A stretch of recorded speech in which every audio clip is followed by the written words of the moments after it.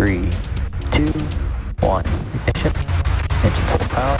And liftoff. Go SpaceX. Go Falcon. Go Sierra. মহাকাশ মানবজাতির জন্য সবচেয়ে বেশি কৌতূহলের একটি জায়গা।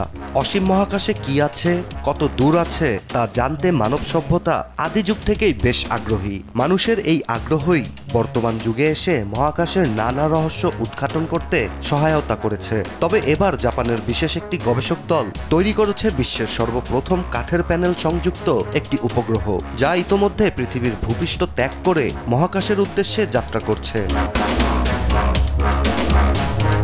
আগামী দিনগুলোতে চাঁদ ও মঙ্গল গ্রহ ঘিরে বেশ কয়েকটি অভিযান পরিকল্পনা করে রেখেছে বিশ্বের অনেকগুলো রাষ্ট্র।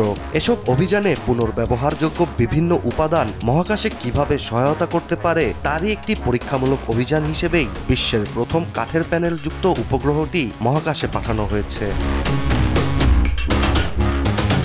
মহাকাশে পাঠানো হয়েছে বলে মনে হতে পারে উপগ্রহটি বেশ বড়, তবে শুনতে অবিশ্বাস্য মনে হলেও জাপানের তৈরি বিশেষ এই উপগ্রহটি ওজনে মাত্র 900 গ্রাম। ল্যাটিন শব্দে কাঠের অর্থ অনুসারেই উপগ্রহটির নাম দেওয়া হয়েছে লিগনোস্যাট।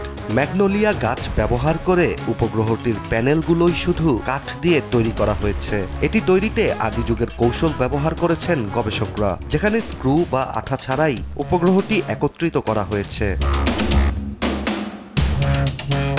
জাপানের কিয়োটো ইউনিভার্সিটির গবেষক যারা এই উপগ্রহটি তৈরি করেছেন আশাবাদী যে ভবিষ্যতে মহাকাশ অনুসন্ধানে ব্যবহৃত বেশ কিছু ধাতু তারা কাঠ দিয়ে প্রতিস্থাপন করতে পারবেন। কেননা পৃথিবীর থেকে মহাকাশে কাঠ বেশি টেকসই, কারণ মহাকাশে পানি বা অক্সিজেনের অস্তিত্ব নেই, যা কাঠকে সচরাচর নষ্ট করে থাকে।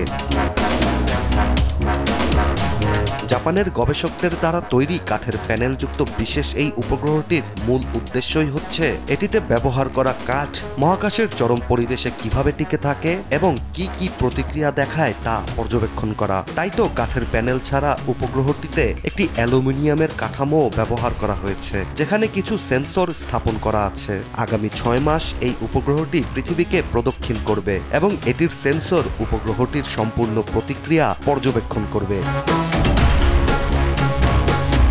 মহাকাশ গবেষকদের বিশ্বাস, এই উপগ্রহের পরীক্ষা সফল হলে মহাকাশ যাত্রায় এটি নতুন একটি মাইলফলক উন্মোচন করবে। ভবিষ্যতে মঙ্গল গ্রহের মতো গ্রহে যদি গাছপালা রোপণ করা সম্ভব হয়, তার থেকে কাঠও উৎপাদন করা সম্ভব হবে। তাহলে এমন কাঠের তৈরি উপগ্রহ মহাকাশের আরও নতুন নতুন সব দরজা মানবজাতির জন্য খুলে দিতে ভূমিকা রাখবে। ইশতিয়াক হোসেন, দেশ টিভি।